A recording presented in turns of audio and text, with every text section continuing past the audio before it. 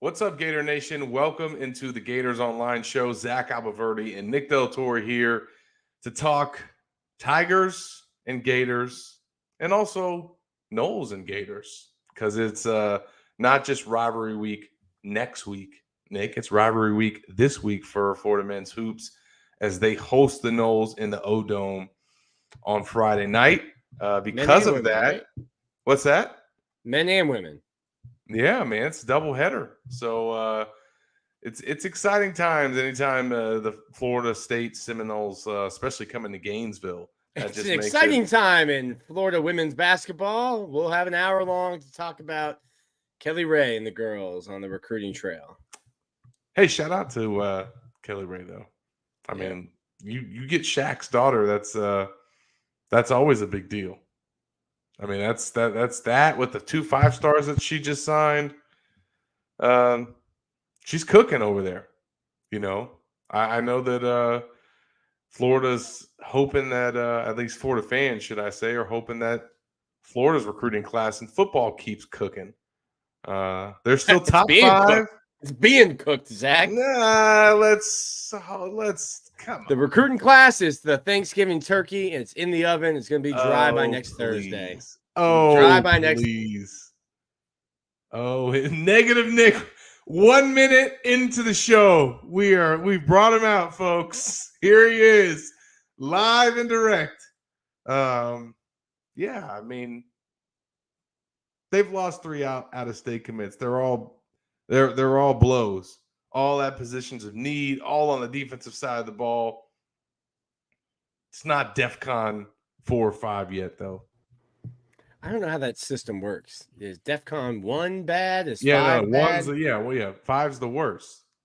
5 is like we're at war. It's nuclear war is here. So there's only one scenario where Florida reaches DEFCON 5. If you lose DJ. You lose DJ. DEFCON 4 would be losing in-state kids. You lose Wardell Mack to Texas. It's from Louisiana. You lose Nasir to Georgia, an in-state. I mean, it's lose Maris Williams, and then losing Waller to Auburn, closer to home. They're all tough to swallow, but if they were going to lose some kids, the part that's tough to swallow is. But let me finish though. If they were going to lose some kids, those were the ones that people would have picked. I think Wardell was a surprise, but still, like I'm not. Again, I just said they're all huge blows for Florida. I'm not sure, but if if trying to make Florida fans feel better, it's not the end of the world yet. We're like DEFCON 3 level right now. The part that's tough to swallow is, it's not our job to carry the weight of the football program. We just give our opinions, and I, as negative as people want to say that I am, I try to just stay in the middle. We're selling the future. Like if Florida's a stock, it's hard to sell the stock right now. We're selling futures, and as you lose recruits, you're losing the future of what we've been trying to sell. And we're saying, be patient with Napier. They're recruiting at an elite level. When you lose these commits, when you lose 4 stars, you're no longer recruiting at an elite level. Is it elite? Top 200 guys too, not just any 4 stars. These are elite guys. You even when we were selling that they were recruiting at an elite level, Georgia still had a better class. And I said it on the podcast after the Georgia game, like the tough part is you can't pause. It's not a video game. You can't pause what Georgia's doing. Say, hey, we need you guys to calm down, take a year off recruiting. We're playing a little catch up here. You can't do that. Now Florida State has a better class, and you're losing some of these guys. And you better hold on to LJ McCray. Yeah. Like I sat here and I said, these are the battles you need to beat. These are the recruiting battles you need to win. You need to beat Georgia for guys that Georgia wants. Yes. So it's tough because it's hard to sell the football team because the football team hasn't won in over a month. Their last win was October 14th at South Carolina. It made the fan base think that Georgia was beatable, but we've learned, and I think what we knew was South Carolina stinks. Yeah. You need a win this week to not be back to back losing SEC seasons. Yeah, that's and again, that's when you start to, I guess, have concerns for this staff in this class about the potential impacts of that. That's why I think it's so critical for them to get a win here in the last 2 weeks. And as we get into that, want to give a shout out to birddogs.com as we do at the start of every show. And you can go to birddogs.com/Gators or use the promo code Gators to get a free Hydro Flask style water bottle with your purchase. And that's the Bird Dogs hat, the khakis, the polo shirt. They got it all. And we've been blessed with all of the attire. But especially I think that what is kind of their trademark are the khaki shorts. Design and do the same thing as Lululemon, fit way better than regular shorts. And again, I am a big fan of the polo myself. I wish I could have the hat. I had the head to rock the hat all the time like Nick does. But definitely encourage you guys to go to birddogs.com, check out all their merchandise. And again, use that promo code Gators to get the free Hydro Flask style water bottle with your purchase. And as Nick mentioned, Gators are fighting for bowl eligibility. Need one more win to punch their ticket. Now, there is a chance that they could still earn a bowl bid at 5-7, and I don't necessarily think that they would turn it down. They need the reps. There ain't no doubt about that. All these young guys. I don't know that you can turn it down. Yeah, I don't know whether they would. There have been teams that have. Disney, ESPN puts a lot of money into these bowl games and puts a lot of money into TV contracts, which put a lot of money into the schools. It's not typically a school's decision to not play in a bowl game. I had to explain that last year about the Las Vegas Bowl. Well, and that's also why, as much as it's important, I think for perception, obviously, Florida needs to win that one more game to earn it. Like if they go even with 5 wins, they get in on a 5-game losing streak. Nobody's going to be celebrating that. I think to knock off one of 2 now top 10 teams, that would be quite the way to end the season. Obviously Florida would love both of them. Do you prefer one or the other? I mean, do you want this win at Missouri so you can finish 500 in SEC play and avoid a losing conference record again, or is the win in the swamp against the Noles, who could be coming in undefeated and a top 4 team, more meaningful? We can talk about which one's more likely, but they're both tall tasks for this team right now, especially coming off of their last game. I think if I ran a Twitter poll right now, if you can only get one win, which team would it be? I think 95% would vote Florida State. Yeah. Now, which one is more winnable, though?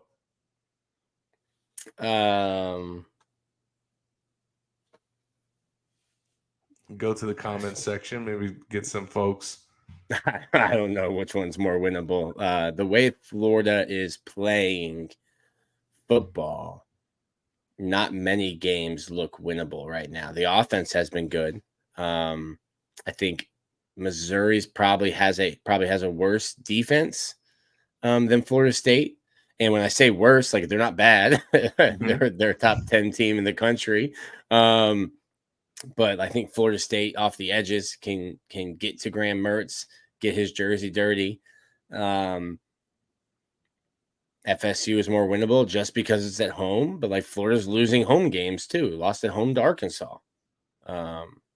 It's not, the swamp is no longer a place where only Gators get out alive, and hasn't been for a while. They've been having they were having a good year until Arkansas, man. That just that was the game that put their season really off the rails. I mean, you beat Tennessee, who's not good. No. You beat But McNeese in at the Charlotte. time, boy, it was needed. Yo, needed. I called it a must-win game. Yeah, we both did. Shout out to CB in the house. Corey Bender in the building. Oh, he's dropped a comment. Here we go. My man says underrated talent coming from the Tigers. That's going to be a tough matchup for Florida. Couple Gator guys in Tyron Hopper, starting linebacker for them. Was funny talking on Wednesday night to Jaden Hill. Jaden Hill said him and Tyron were best friends. Talked to him on Tuesday because Tyron's been in the boot. Not sure if he'll play or if he won't play. And Jaden goes, yeah, he wouldn't tell me either. Wouldn't tell me if he was playing or not. And then the one I think that will be interesting because Tyron never played for these coaches. The one that's probably interesting, the one that you probably have an axe to grind, Trevez Johnson, who played for this staff, sort of, that didn't really play a ton. Couple Gators that are in Missouri that would love to stand on business, as Eli Drinkwitz like to say. Yeah. So what was that about? Please inform me, Nick. I saw the post game. What happened that made him say that? I don't know. Did they lose? I think Missouri lost to Tennessee the last couple of years. I don't know, man. Eli Drinkwitz, he's had corny. To be some shot or something like. Yeah, but Eli Drinkwitz is corny. But like, he's like a geek that's not afraid to talk a little trash. Like Dan Mullen came in on Halloween after they had that blow up and wore the Darth Vader mask. Eli shows up the next year when Missouri beats Florida. Lightsaber ready to go. Like he's got nerdy dad swag. But yeah, I mean that's tough when a guy that looks like that is going to beat you a second year in a row, and then he's going to talk about it when he gets behind the mic. We got another FSU comment. As far as a more winnable game. Oh, Perry in the comment section. Perry, you've been off your meme game this football season. I understand we're probably all sad. I think he's down. He's down and out. He's down and out. Listen, you mentioned Trevez Johnson. Let's talk about it. You know. You remember that whole reasoning? No, what was the reasoning? I mean, from my understanding, the guy had a desire to play safety, and I don't want to say that he wouldn't have been given that opportunity at Florida, and I'm not sure how much he's moved around in the Missouri secondary. I haven't paid attention to them, but I know he wanted to play safety, and that went into his departure. I don't want to say that was the only reason. I think if he would have been moved to safety and would have been said, you're starting here next year, which is now 2023, he might have stayed. Could they have used him there? Probably. So that's an interesting path to come across, I think, in this matchup, is to see how he plays in this game. How does he maybe justify being at safety? Because I know he struggled at star. That was a tough ask for him. I mean, he got recruited by the previous staff, Mullen and Grantham, to play that position specifically, like he was going to be their guy. But he had a desire to play safety from some of my understandings of what went into his departure. So I say all that to say, has he been missed at star? Jaden Hill has been playing fantastic, and I think he's been one of the bright spots on defense, and I think certainly played better than some of the previous guys that were tasked with that position, because it's one of the hardest to play on defense, if not the hardest. So, But yeah, interested. That's what's interesting about these matchups now. We've had that a few times this season, Nick, where there's a guy on the other side on the SEC schedule that's played for Florida. Yeah, I was going back and watching Jalen some Lee games last week, Joshua Braun. Oh, I forgot about Jalen Lee. I was gonna say Josh Braun, starting right guard, and I go back and I was watching the Lib Gator highlights because I don't want to sit through 3 hours on my YouTube TV. And Lib Gator gets me through games in 25 minutes. And Josh Braun in the end zone in overtime after Arkansas gets that win. Big old Gator chomp from Josh Braun, who had a couple years of practice. But that's enough about Arkansas. I think we even glossed over that at the time. To me, this team, listen, the bowl game is going to stink even if you get to a bowl game. I think the bowl games at 6-6 that you would qualify for are going to be around. It's like, so people will say, well, 6-6 Florida stinks, but Florida sells tickets. Florida, especially in the state of Florida. Florida gets people to tune in. So I think you would get one of the higher end bowl games just based on being the University of Florida. So you're still talking about Music City Bowl at 6-6, or but the Music City Bowl take Florida over Texas A&M. Texas A&M is bowl eligible. They're both going to be right around that mark. I honestly hope it would be the Duke's Mayo Bowl and Florida wins the bowl game. I would love to see Billy Napier get a Gatorade, cooler of mayonnaise dumped on him. I saw that a couple of years ago with Shane Beamer. That was funny. It's not about the bowl game. It's about getting those practices. And if you're in one of those higher bowl games, higher, it's December 30th. So you would get time. Last year, I think Florida practiced like 7-8 times before the Las Vegas Bowl, just because you've got finals. They give the guys off that week. If you can get 10, 12 of those 15 practices, you're going to have DJ Lagway on campus, and he gets to go through and he can play scout team, and he can get in your system, start lifting with the guys, start practicing with the guys, get used to it even before spring. It's like a head start to the head start. And that makes it probably one of the most important things at all, just for that simple reason there.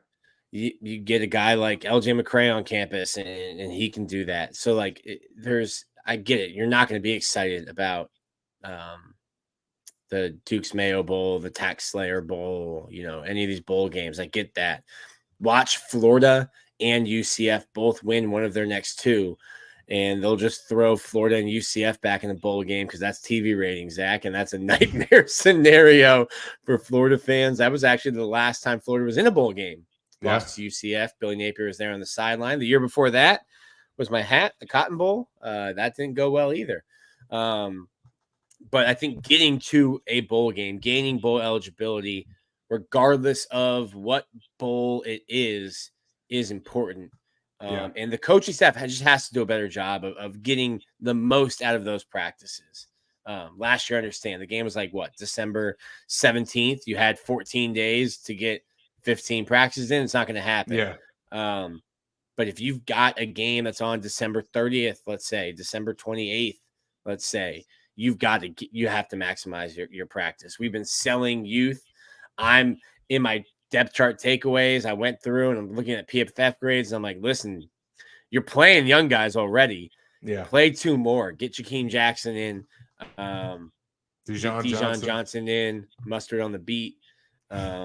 Like, just go all in. Like, the season's lost. The season is, for all intents and purposes, lost. You can get a bowl game. You can take advantage of those practices. You win the last two games, like somebody I know predicted. That would certainly change. That would certainly change the narrative on the season. Your boy's on a heater. You want to talk about that? Are we ready to go there? Yeah. Listen, man, we're talking about a football team that started 5-2 and looks like they're going to finish 5-7. Corey Bender, if he's still here, predicted 5-7. His win losses are all over the place, but back in June, we were tasked, and I think we both thought it's First too early. week of June. First week of June, we were tasked, hey, you got to pick every game. I was like, this is tough. This is season so far out. Your boy is 10-0. Have picked every game. Have picked every game correctly. I remember being on with Feinbaum and with Andy Staples, and they were both like, how did you predict Florida would beat Tennessee and lose to Kentucky? And I'm like, here's the link. It's in the story. Click the link. How did you predict that they would lose to Arkansas, but then beat Florida State? Yeah. I think I started drinking towards the end of my predictions. That's what I did. Arkansas is big, tough, strong, physical. They weren't playing that way when they showed up 2-6, and then decided like, oh, hey, let's try that big, strong, tough, physical. They also hadn't had there yet. They also hadn't had Sanders, and they had I think, coordinator that it took them away from their identity, which is what you expected them to be. And but got a new offensive coordinator who went back to their identity. Thankful for them and help my pick. Nick's outlook on the season, though, in June, for all the turnover that this team had, yes. All right. Perfect. Perry, you put it out there. And mind you, we are coming back from New Orleans. We are on our way. On the way. But for Nick to be able to see back in June a team that had so much turnover, that had lost 3 staff members right before spring, and to know back then that this is how their season would play out, and him to be 10-0, it's amazing. He has strayed away, though, twice this season, and went away from, the vision that he had back in June. Yeah. His prophecy, he's strayed away from. First, it was week 1 against Utah. I drank that Kool-Aid. Should have never done it. Yes.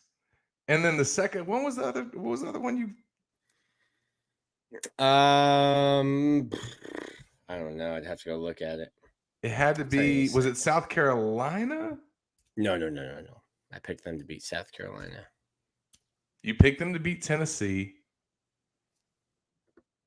Because you have what are you on the season? You're 8-2? 8-2 on the season. Yeah.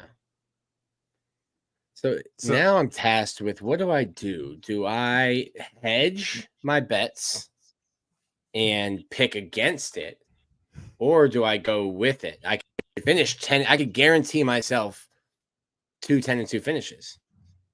So for the record, folks, he is now 10-0. Every result. I picked Florida last week. I picked Florida to beat Arkansas like an idiot. Or 2 weeks ago. That's right. And that's right because on this show we had Courtney on, and she basically talked you into your summer pick, and you still didn't do it. Fool me once, shame on you. Fool me twice, Nick.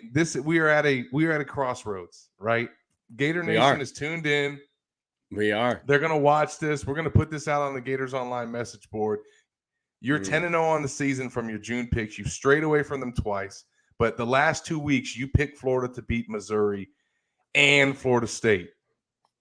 If you stick with those picks, your graphic from June of Florida's season predictions will be 12-0. They will be undefeated. I think you owe it to yourself to test it out this week.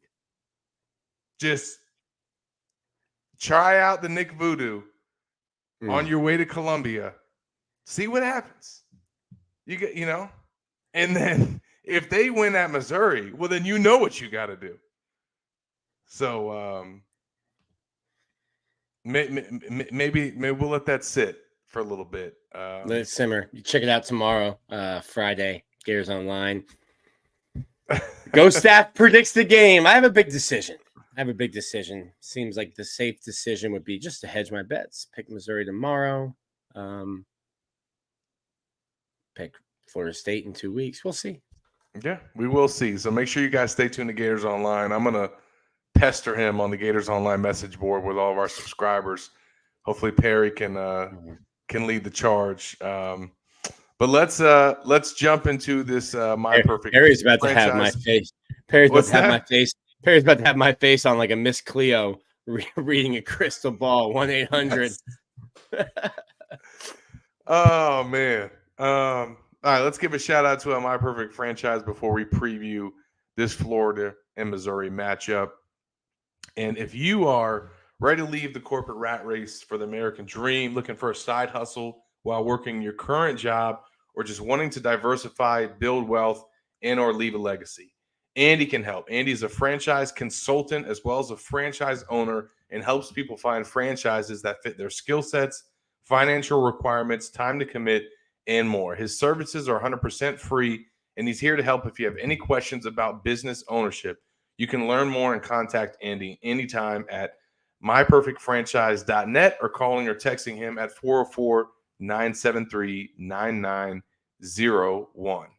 And with that, we've had a lot of banter back and forth, but now we'll get into the nitty-gritty of this matchup as the Gators get ready to take their show on the road against Missouri. And this game will be another night kick, Nick, 7:30 p.m. Interesting that this game is going to go down once again. I love the matchup between Eli and Billy and kind of their history there. Jesse Palmer will be on the call along with Joe Tessitore, Katie George on the sideline, and Nick will be up there. I will actually be staying back on this trip because of the Florida basketball game against FSU, which we will preview at the end of the show. But Nick, this is a trip that can get weird.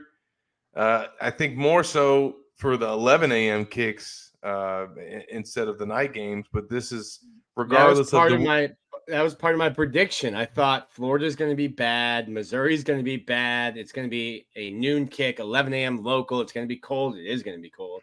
There won't be a lot of people there. Instead, it's senior day. Missouri's at the highest ranking they've ever been in the college football playoff. They have a 20-person senior class, senior day, night game. Place is going to be packed and rocking.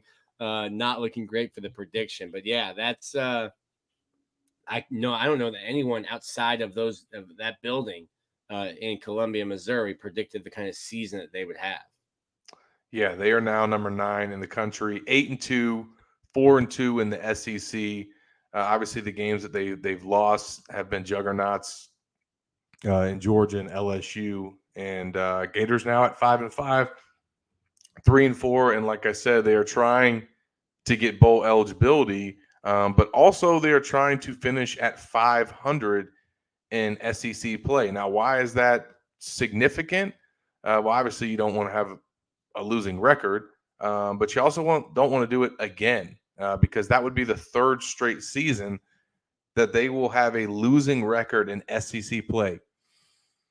That hasn't happened since the late 1940s and early 1950s after Florida didn't field a team in World War II. And we're still reeling from that. So this is not a place that Florida has been. Now, obviously, the SEC, this conference, this league is in a totally different place. But that's why this game is important for the Gators. Not only for that, but this is also a team, Nick. Don't forget that the Gators beat last year in the Swamp. Now, Missouri wasn't on the roll that it is now. These are, two different rosters. But I think when you talk about progress and looking at this program moving in the right direction, I think it's important to not only maybe beat some teams that you hadn't beaten year 1 and year 2, but also to keep beating the teams that you are ahead of already. And for Florida, I think that's why it was important to kind of get that win at South Carolina this season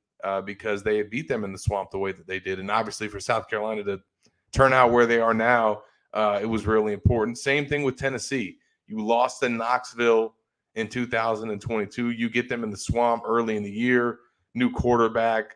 That was a chance to kind of take a step and do something that you hadn't done the year before. So I think to go on the road and lose at Missouri, at this point it's expected. But in the grand scheme and kind of looking at where this program stacks in the SEC and the SEC East. That is about to be no more. But nonetheless, to fall behind Kentucky in the pecking order, which they have, and then to fall behind Missouri, that's kind of not the way you want to go out with divisions going away, in my opinion. Yeah, good riddance. Good riddance to division. I mean, at this point. yeah, I guess that takes away that perspective of kind of how you stack up with other teams in your division. But it is, I mean, now you're just chasing the dog at the top. But yeah, I mean, 3 straight years that they've lost to Kentucky. I think Kentucky, even though they're not a better overall university or maybe even football program in general, like right now they've been better than Florida in the division.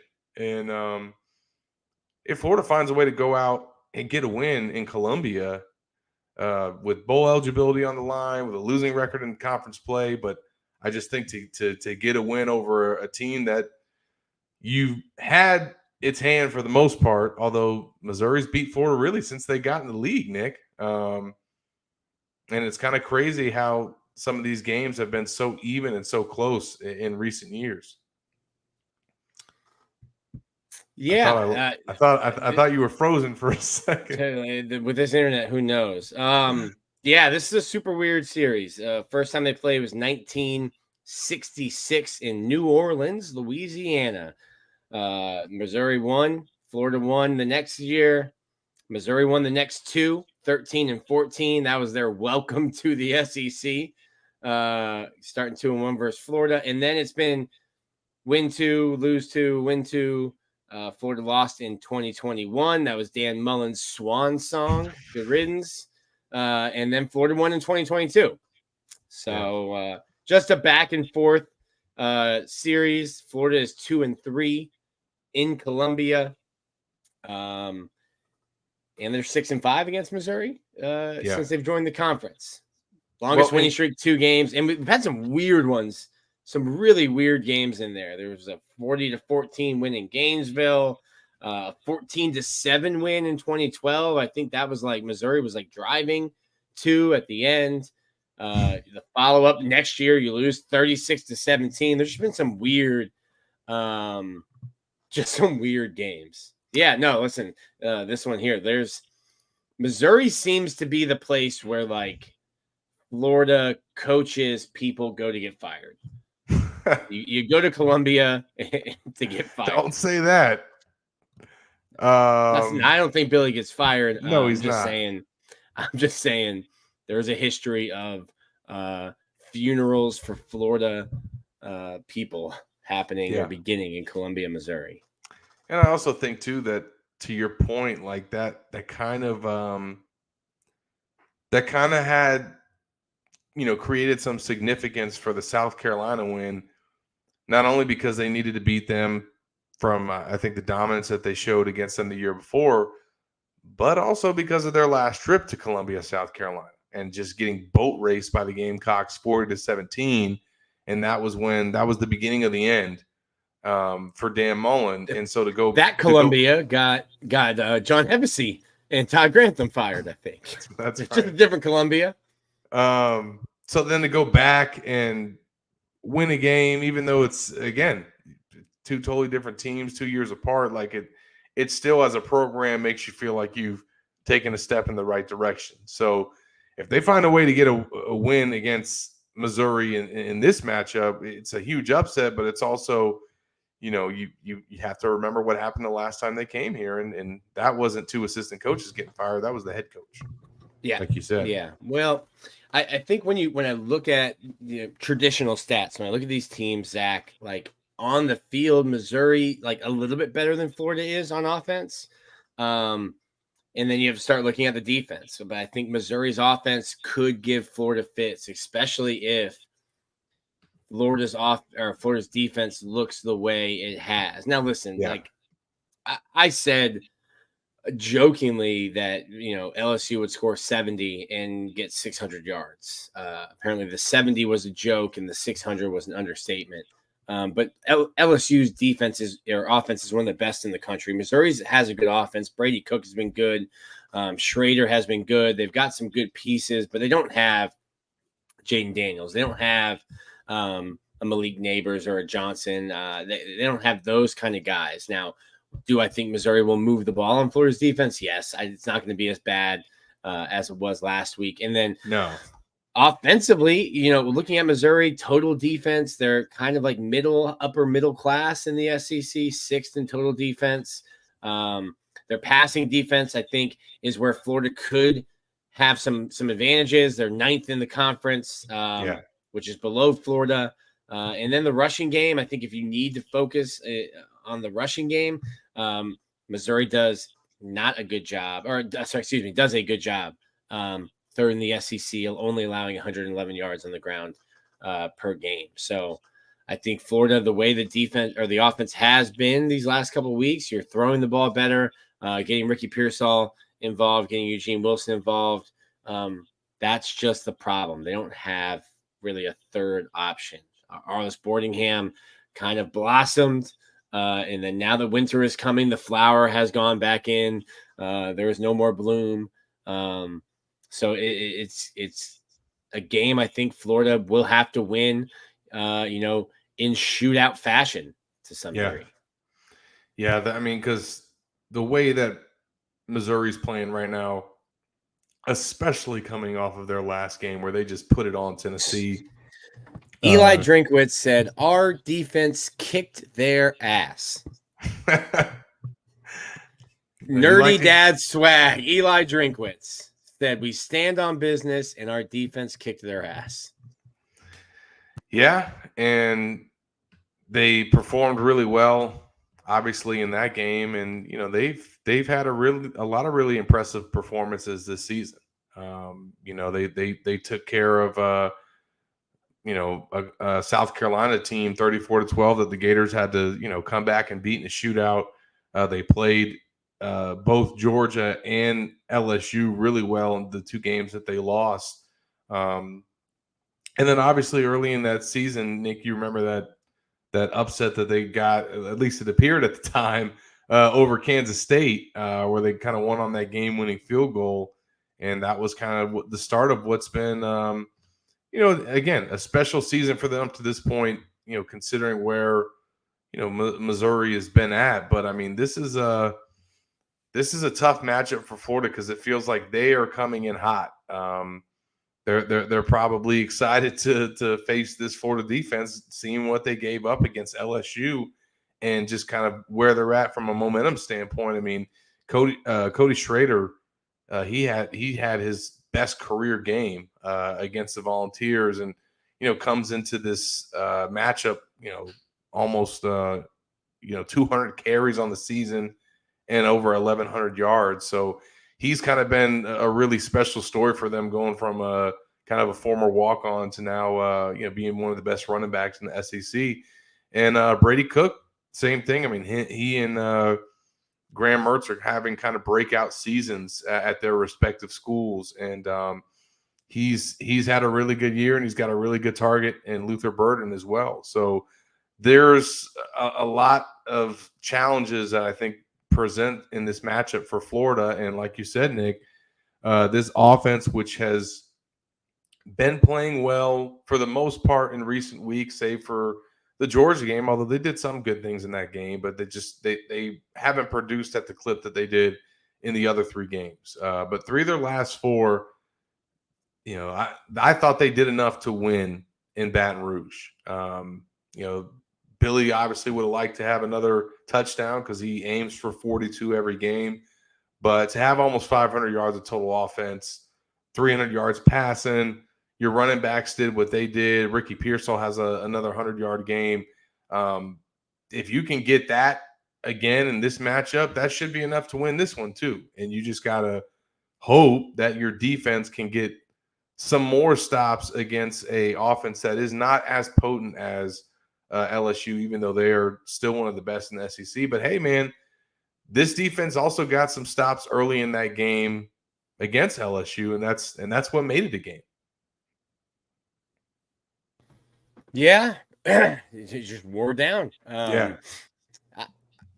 Billy kind of took exception to a question, but I want to see it again this week. Like, I don't think we've seen any quit in the team on Saturdays. Now, no, when you're sitting here at 5-5, when you're sitting here at 5-5 and going to play number 9, then hosting number 4, the portal is 3 weeks from opening, less than 3 weeks from opening.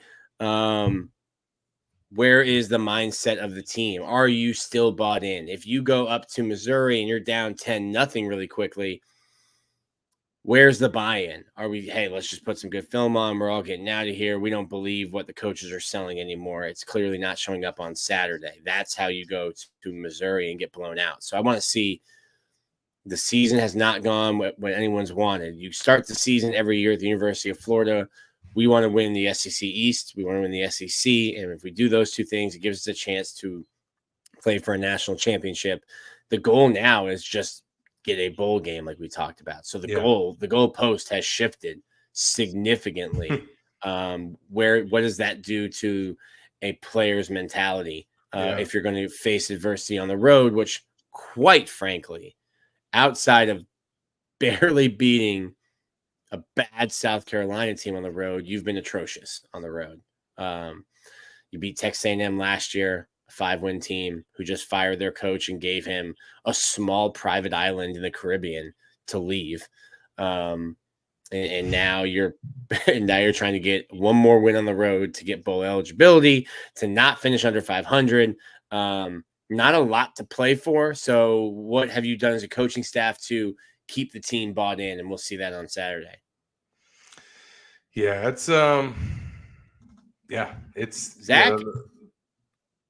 Talk to me real quick. Zach, your DEFCON levels are reversed. DEFCON 1 is the worst. You've been saying all week, where's at DEFCON 1? I think your levels. Well, I said no. I've been saying they're at DEFCON 3. So no matter what, I was wrong. No matter what. I was right in the middle. No matter what. Perfect. But yeah,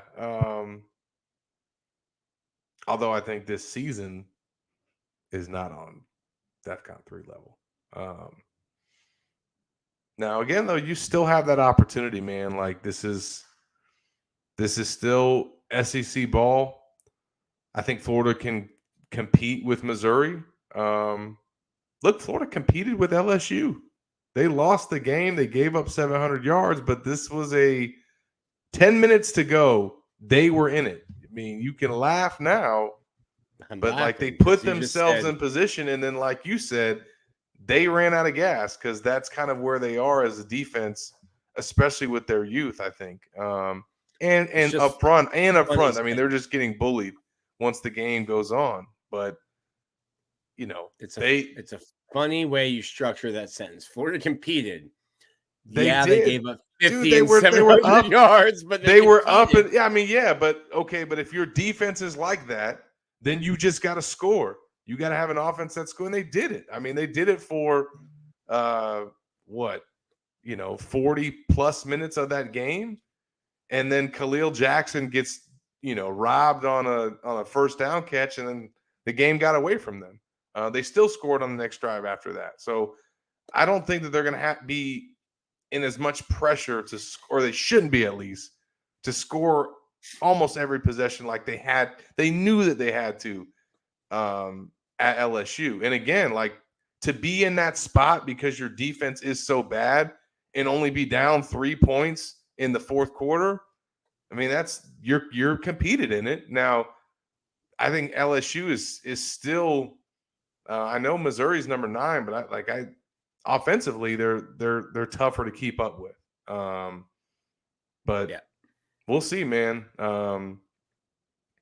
Trying to see how Florida could win this. We'll kind of get to in our last segment with keys to the game. But no matter what kind of breaks have to go their way, this is tough. This is a tough stretch for the Gators to be in, and kind of tasked with trying to get one more before this regular season comes to an end. Let's give a shout out to Prairie Dental Center before we get into our keys to the game. And this episode is brought to you by a doctor who's a UF grad in Gainesville and has practiced for 3 decades and developed a deep understanding of how to diagnose and treat various dental problems, along with advanced skills and knowledge to provide more effective and efficient care to his patients.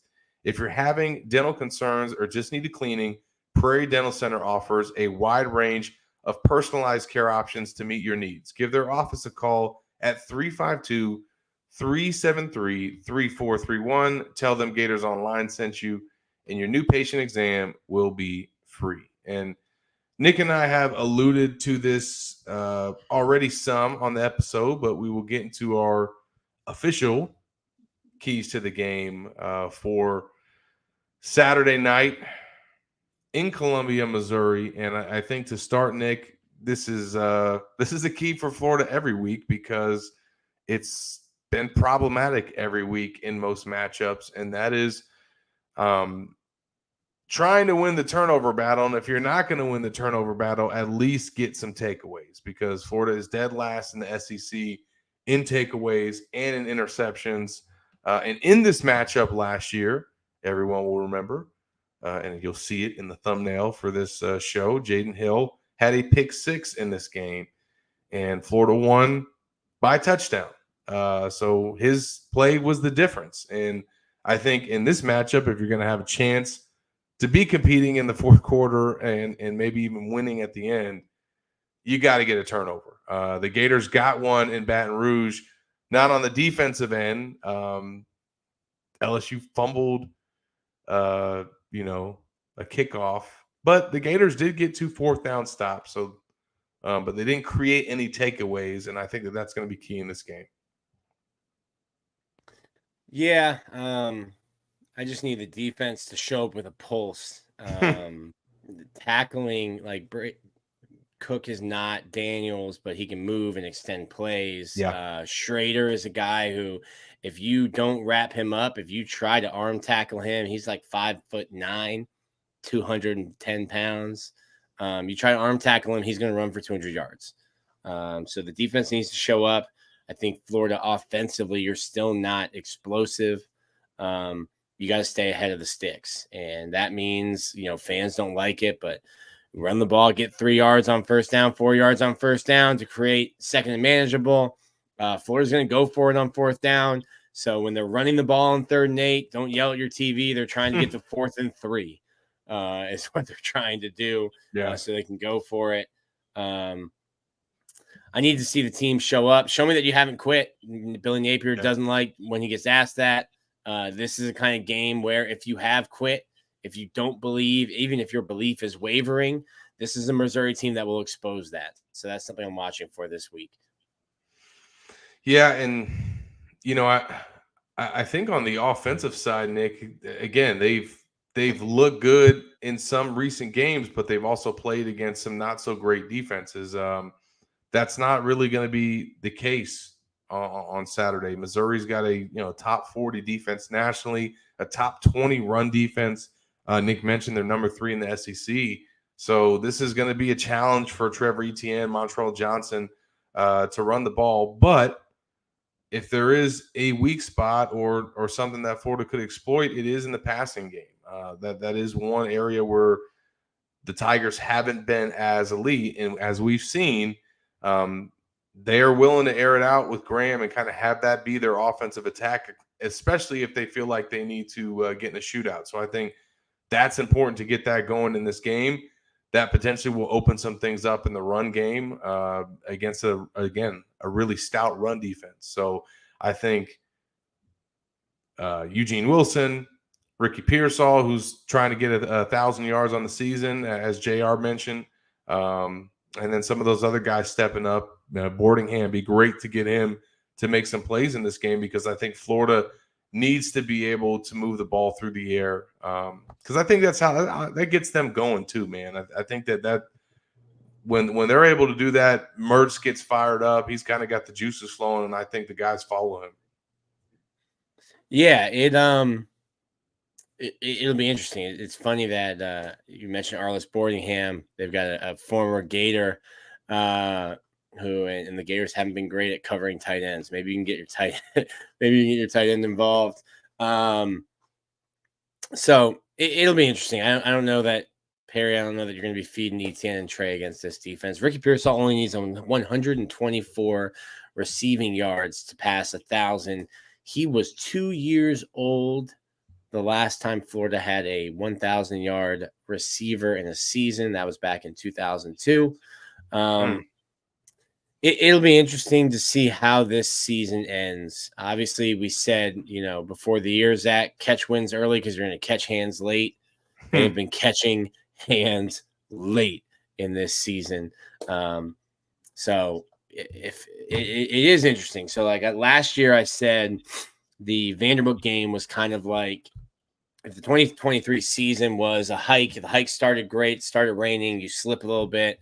You finish the season, you finish the hike, and you're like, okay, that was really tough, but we've made it to the end, and now we're happy that we did it. First year is over. You get down to the car, and then a skunk sprays you. That skunk was Vanderbilt, and it just left a stink. That loss left a stink on the entire season. And I'd argue that if Florida doesn't have that Vanderbilt loss, you feel a lot different about the way that season had gone. That, to a different degree, is Arkansas this year. That Arkansas loss will stain this season. Even if Florida goes out and wins the next two, the Arkansas loss will stain this season. So outside of winning the next two, I don't know that you're going to make any of the fans happy. I think you'll make a good portion happy if you go 1-1 and lose this week, win the next week. But if they lose this week, then that's just another week of negativity. Yeah. In Gator Nation. It's been over a month of negativity because I think you were getting ready to lose to Georgia, and then you've lost 3 in a row since then. So it's been a month of losing. Well, on that note, let's do another ad read for rogueshop.com. Want to encourage if you're suffering mentally from watching Florida Gator football, visit rogueshop.com. Yes, want to encourage all Florida fans to go to rogueshop.com. If you have issues sleeping, chronic pain, and or anxiety and stress, hopefully not from Florida football, but hey, Rogue Shop sells CBD, THC edibles, smokables, and vapes, as well as handcrafted bath salts, soaps, candles, massage oils, pain creams, and topicals. They've got it all. And it's a true small business with 5 employees. They make all of their products with their own cannabis in their manufacturing facility. Visit rogueshop.com. That's ROGUE shop.com. And with that, do want to encourage all Florida fans, if you are not making the trip to Missouri, well, make your way over to the O-Dome. And on Friday night, I'll be in the house for this matchup against Florida State. And, as Nick mentioned, it's a doubleheader. So if you want to even get there early, if you get off work or don't have to work on Friday or get the afternoon off, the women's tip off at 4 p.m. in the O-Dome.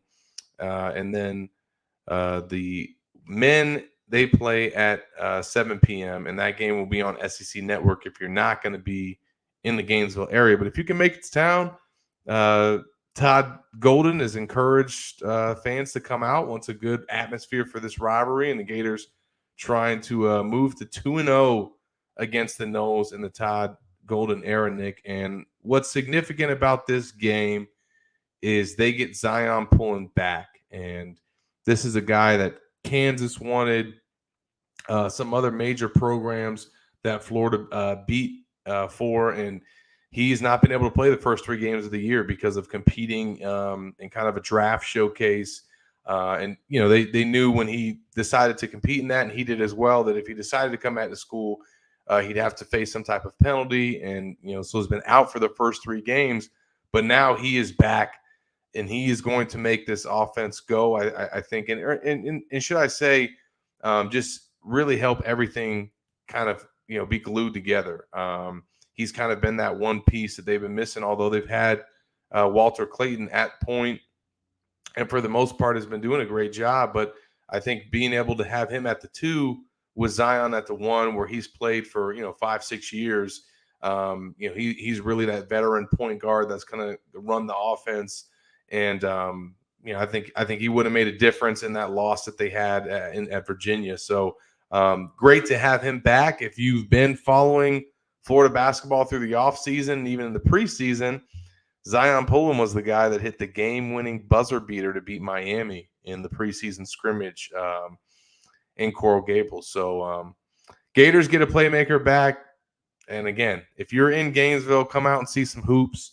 I know it's been a tough football season, so at the very least, tune in to watch. It's not just all football in Gainesville, Nick. It's been a tough football decade. There's no doubt about it. Well, Nick, best of travels, my friend. We had quite a trip to Baton Rouge. I'm happy to sit this one out. It didn't take as much out of me as it took out of you, but we made it back. We also made it there.